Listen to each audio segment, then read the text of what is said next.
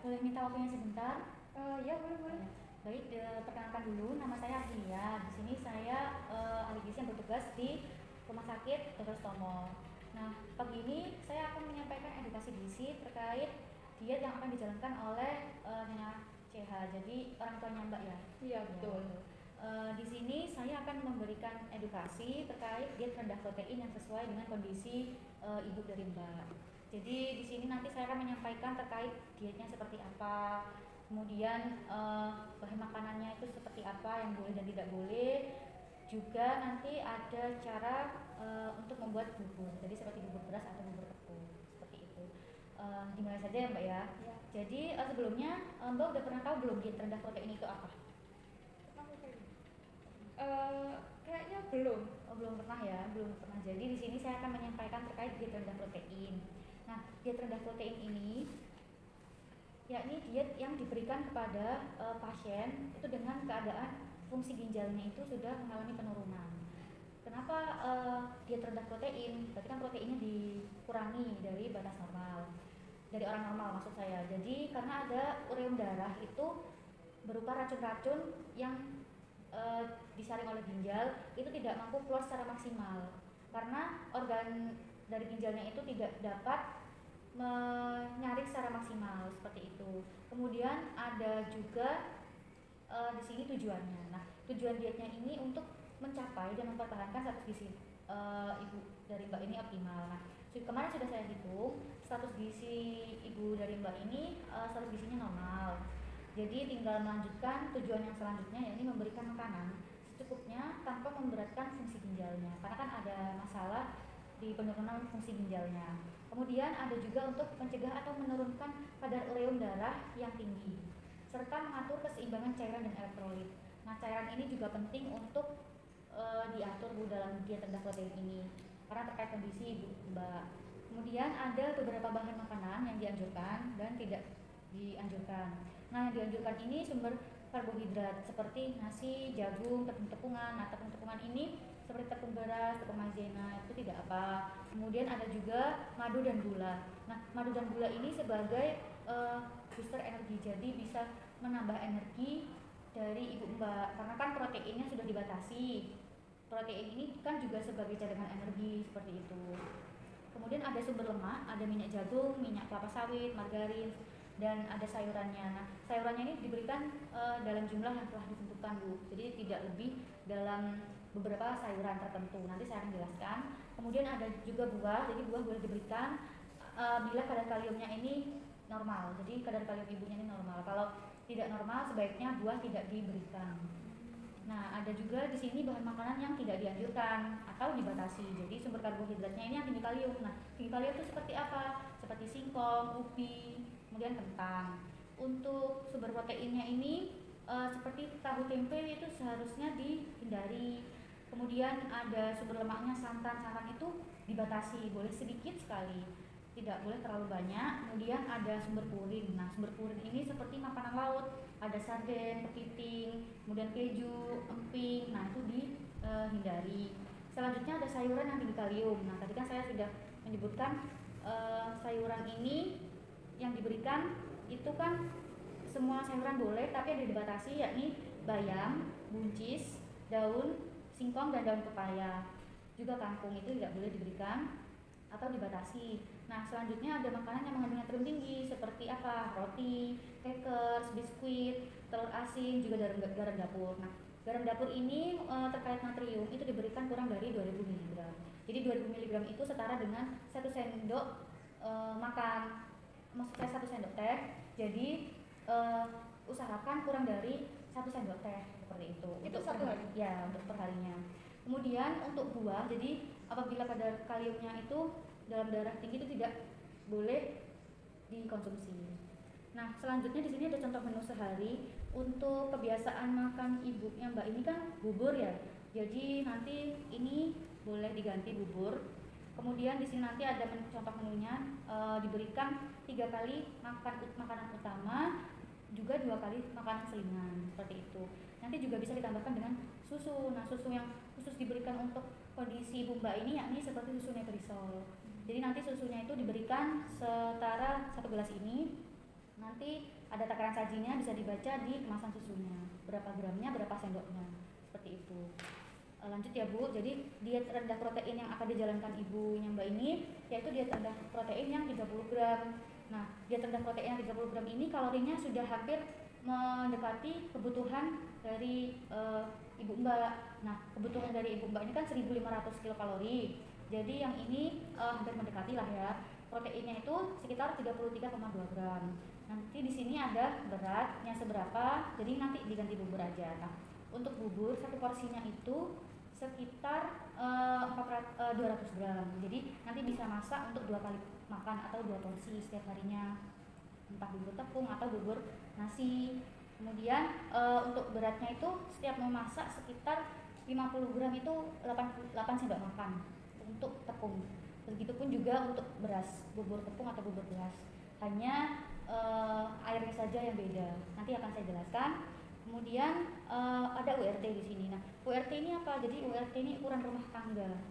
Jadi ini kan ada telur ayam. Nah, ini misalkan satu butir telur ayam ya, beratnya 50 atau 55 gram. Jadi yang dianjurkan itu setengah porsinya. Kemudian ini ada bubur. Nah, buburnya itu kira-kira seberapa? Bubur yang boleh itu kan 50 gram itu dalam bentuk beras.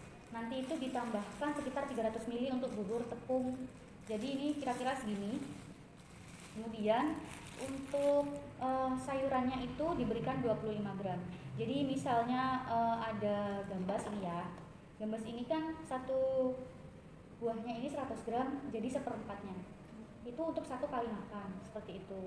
Nah, untuk buah itu kan bila kadar kaliumnya tinggi tidak diberikan ya Bu ya. Maksudnya Mbak ya. Iya. Jadi di sini juga ada daftar bahan makanan pemekar. Nah, gunanya apa? Untuk mempermudah Mbak dalam mau mengganti bahan makanannya. Misalnya ibu Mbak bosen, nah mau mengganti makanan-makanan yang ada di sini itu bisa. Nah, tetapi di sini sudah saya tandai untuk makanan yang dihindari itu ada dari golongan pertamanya sumber karbohidrat. Jadi kentang ini yang saya silang ya, talas, ubi itu tidak boleh.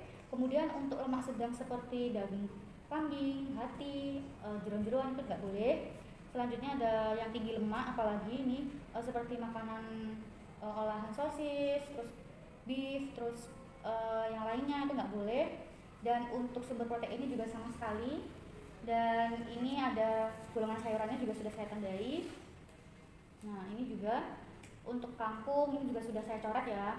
Dan ini buah. Nah, buah ini saya coret semua kecuali gula, itu bisa diberikan dan madu. Gunanya tadi kan di awal untuk menambah energi. Jadi seperti itu. Buahnya sirsak ini boleh. Untuk pisang apalagi itu nggak boleh karena tinggi kalium, seperti itu. Nah, susu tidak boleh selain Meprisol. Jadi saya di sini menuliskan hanya Meprisol. Itu bisa diberikan 2 kali sebagai 2 kali selingan maksud saya. Jadi 2 gelas per hari. Nah, kemudian untuk golongan minyak ini dibatasi, yang sudah saya beri tanda. Juga ini ada selanjutnya dibatasi. Nah, untuk makanan tanpa kalori seperti air kaldu, kemudian kopi, teh itu tidak diberikan. Itu. Nah, tadi itu kan ada juga mengenai cairan. Cairan ini Mbak juga harus memperhatikan makanannya itu harus yang minim cairan. Jadi yang dianjurkan itu tidak mengandung banyak air.